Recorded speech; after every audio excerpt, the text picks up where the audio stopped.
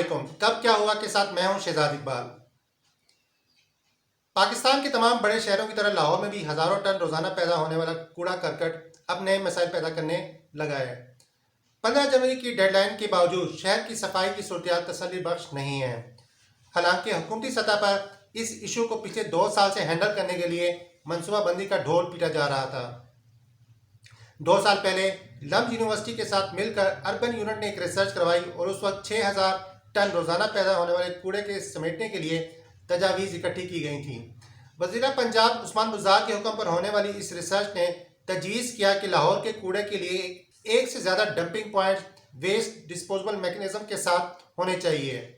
Dumping points कसूर और सुंदर के करीब तजवीज़ किए गए थे, जहां सॉलिड वेस्ट मैनेजमेंट प्लांट्स भी तजवीज़ किए गए थे।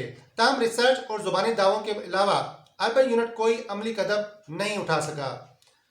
2010 में सॉलिड वेस्ट मैनेजमेंट कंपनी अपने मुतराज़ा फैसलों, गैर तसल्ली बख्श कारकर्दगी और ज़्यादा लागत के मंसूबों की वजह से सरकारी खजाने के लिए सफ़ेद हाथी साबित हुई। ये कंपनी पंजाब की सॉलिड वेस्ट मैनेजमेंट की बानी कंपनियों में से एक है, जिसने लाहौर की सफाई का काम 2 तुर्क कंपनियों अलबुराक और ओज पाक के साथ शुरू किया, जबकि खुद सिर्फ 22 यूसी का इंतजाम अपने हाथ में रखा।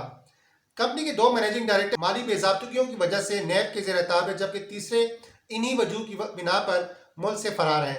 सफाई के लिए दोनों तुर्क कंपनियों के साथ किया गया मुआहदे की मुद्दत 7 साल थी, ताहम इन कंपनियों के ज़ेर इस्तेमाल मशीनी 5 साल में ही खराब हो गई थी। मुनासिब वक्त में मरम्मत ना होने और बजट की अदम फराहमी की वजह से लाहौर में सफाई का मसला पिछले 1.5 साल से मुसलसल बिगड़ रहा था। ताहम पंजाब हुकूमत ने इस मामले पर बरवक्त कोई फैसला नहीं किया। शहर की सफाई पर कोई ध्यान नहीं दिया। नैब का खौफ, ट्रांसफर का डर और गड़े मुर्दे उखाड़ने वाली सियासत ने पूरे शहर को कूड़ेदान में तब्दील कर दिया है। सवाल तो यह है कि 5500 टन कचरा रोजाना पैदा होने वाले लाहौर की सफाई का मुआहदा 31 दिसंबर को खत्म होना था, लेकिन मुआहदे को जारी रखने या नए कंट्रैक्टर के लिए पहले से इकदाम क्यों नहीं किए गए।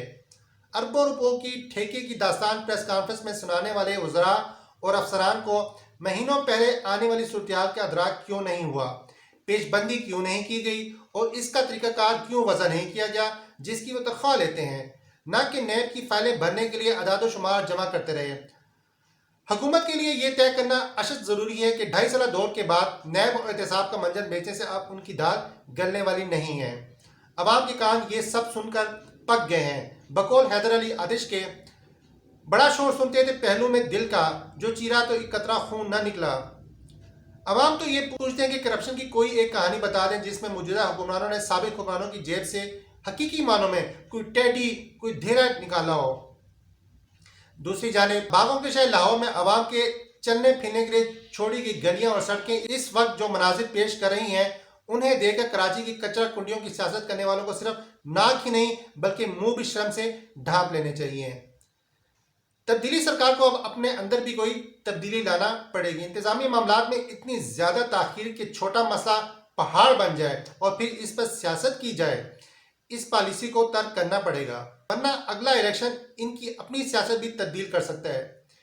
दूसरी तरफ तहरीक इंसाफ के वजीरों और मशीरों से कारकर्दगी के नाम पर काम निकलवाने के लिए वज़ीर आज़म इमरान खान का लहजा दिन ब दिन सख्त गिर और डंडा बरदार उस्ताद जैसा होता जा रहा है। वो काम ना करने वालों को घर जाने का मशवरा देने लगे हैं, लेकिन काम ना करने वाले या तो काम करना नहीं चाहते या करना जानते ही नहीं है। ऐसा ना हो कि एहतसाब के पीछे भागती तहरीक इंसाफ को आने वाले वक्तों में एहतसाब के आगे भागना पड़े। अब तक के लिए इतना ही। अपना और अपने हमवतनों का ख्याल रखें और इस चैनल का भी। अल्लाह वारिस।